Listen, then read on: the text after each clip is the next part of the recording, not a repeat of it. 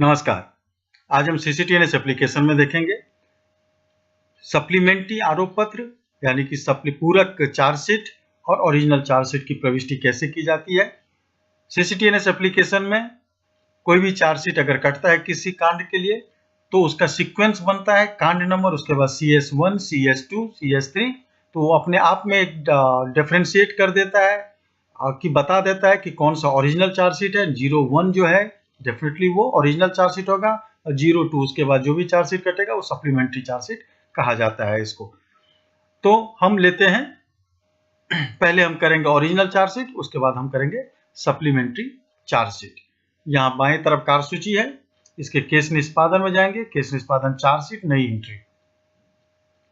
इसमें वो हम कांड ढूंढेंगे जिस कांड के लिए हमें चार्जशीट की प्रविष्टि करनी है।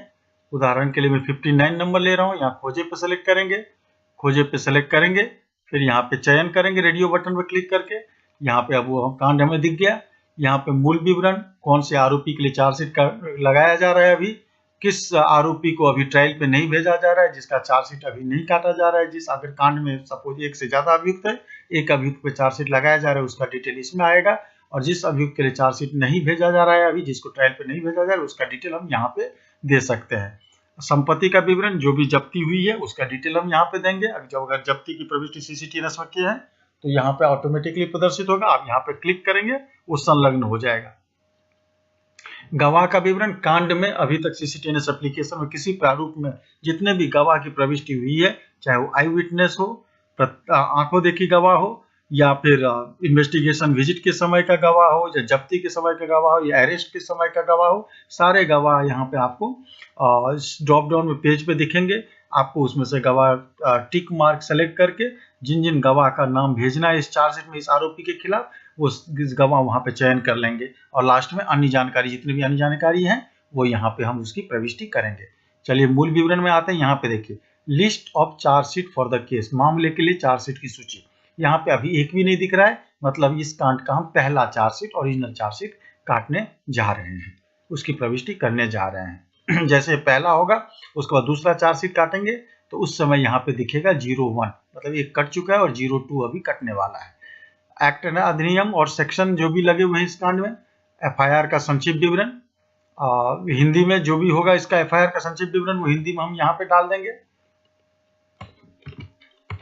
उसके बाद उसी का डिटेल जो है उसको इंग्लिश में यहाँ पे हम कन्वर्ट करेंगे।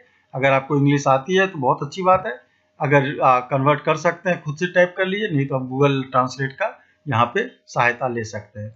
न्यायालय को खोजेंगे, जिस न्यायालय में ये चार्जशीट की हमें प्रस्तुति करनी है, चयन करें, डेट जिस तारीख को चार्जशीट कटेगा, अगर टाइम है तो टाइम हम मेंशन करेंगे, मैंडेटरी नहीं है।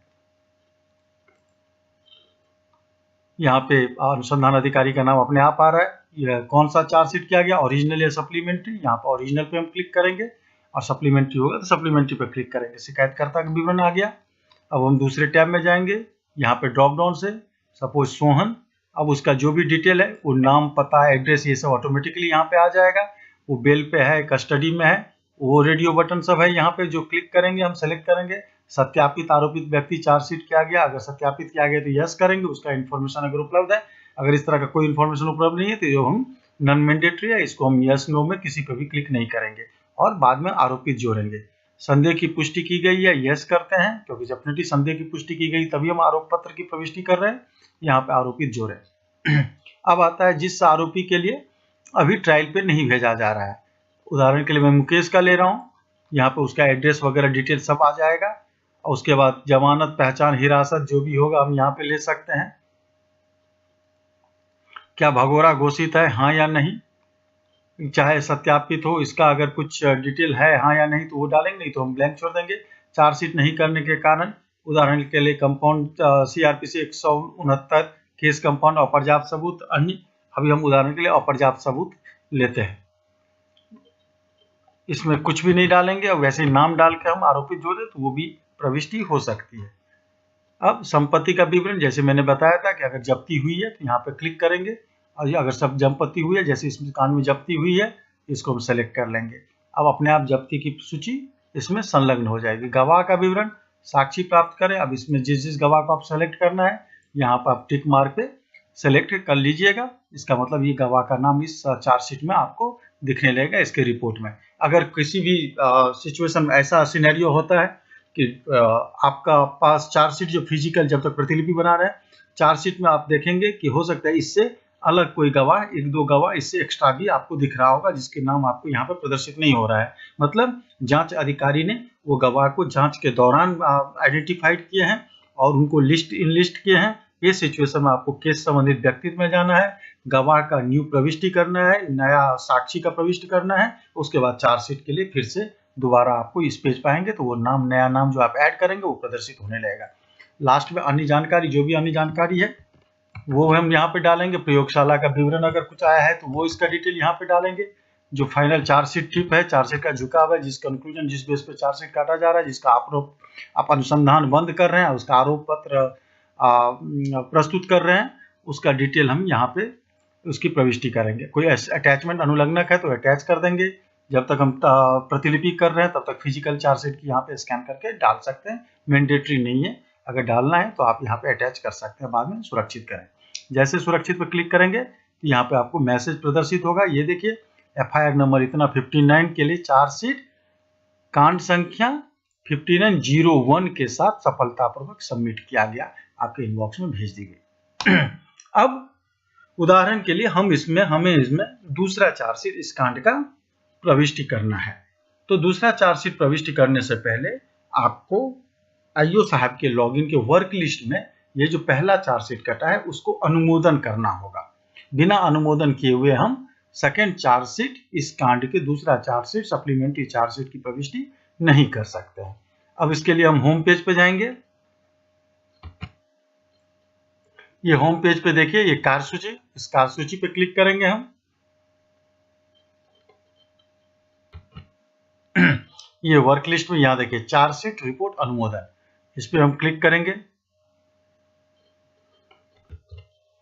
इस पर क्लिक करेंगे तो ये पेज ऐसा ओपन होगा। यहाँ पे देखिए क्रिया में देखिए मंजूर, क्रिया मतलब एक्शन, यहाँ पे मंजूर, अप्रूव, मंजूर पर क्लिक करेंगे कि आप पत्राचार को मंजूरी देना चाहते हैं, ओके। यहाँ पे ठीक, कीप इन सीन फोल्डर, देखा हुआ फोल्डर में रखा है, दिखाए गए सूची में से किसी को भेजें, किसी को भी भेजें। अगर किसी को एनीवन को सेंड करना है तो उस हिसाब से हम ये ड्रॉप डाउन सेलेक्ट करेंगे। यहाँ पे ठीक, ओके। यहाँ पे अब आपको मैसेज प्रदर्शित होगा, पत्राचार सफलतापूर्वक अनुमोदित किया गया। इस ठीक को क्लिक करेंगे और उसके बाद हम होम पेज पे जाएंगे। अब हम इसका सप्लीमेंट्री यानी कि दूसरा चार्जशीट की प्रविष्टि CCTNS एप्लीकेशन में कर सकते हैं। ये मैंडेटरी स्टेप है। पहला चार्जशीट प्रविष्टि कंप्लीट होने के बाद IO साहब के वर्क लिस्ट में जाकर उस चार्जशीट को एक बार अनुमोदन करना है और उसके बाद अभी हम दूसरा चार्जशीट की प्रविष्टि कर सकते हैं। दोबारा जाएंगे, केस निष्पादन, चार्जशीट, नई एंट्री, वही कांड लेंगे। कौन सा कांड में हम कर रहे थे? 59।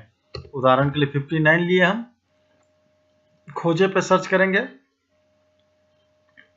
यहाँ पे रेडियो बटन चयन करें। अब यहाँ पे देखिए मामले के लिए चार्जशीट की सूची 0 इतना, कांड नंबर 01 मतलब एक पहली चार्जशीट इतने तारीख को न्यायालय में प्रेषण हो चुकी है। सीजन कब क्रिएट किया गया था वो डेट यहाँ पे आएगा, IO का नाम आएगा। इसका मतलब अब इस कांड की आप दूसरा चार्जशीट की प्रविष्टि करने जा रहे हैं। 01, 02, 03 ये सीक्वेंस कांड के बाद उस चार्जशीट का बनता जाएगा, जितने भी आप सप्लीमेंट्री आगे करते जाएंगे। एक्ट और सेक्शन, फिर वही प्रोसेस, FIR का विवरण हिंदी में और फिर FIR का विवरण इंग्लिश में। अब उसको हम कन्वर्ट करेंगे अपराध विवरण जो है। फिर न्यायालय को खोजें, ड्रॉप डाउन में आप अपना जिला में खोजेंगे, जितना न्यायालय है मास्टर लिस्ट में CCTNS में, यहाँ पे प्रदर्शित हो जाएगा। डेट लेंगे, टाइम लेंगे, अगर टाइम है तो, नहीं टाइम है तो छोड़ देंगे।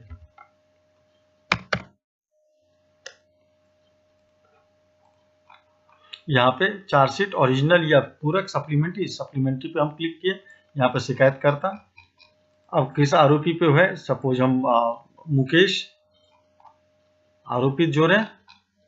अगर किसी और आरोपी जिसके लिए अभी भी ट्रायल पे नहीं भेजा गया है तो हम उसको सेलेक्ट करेंगे और उसका फिर आरोपित जोड़े पे, जैसे यहाँ पे कोमल का नहीं किया गया है, कोमल यहाँ पे हम सुरक्षित आरोपित करेंगे। अब संपत्ति का विवरण, अगर सीजर हुआ है तो यहाँ पे भी इनके नाम पे भी सीजर है, ये आरोपी के नाम पे, तो ऐसे हम रेडियो बटन पर क्लिक करेंगे तो ये संलग्न हो जाएगा।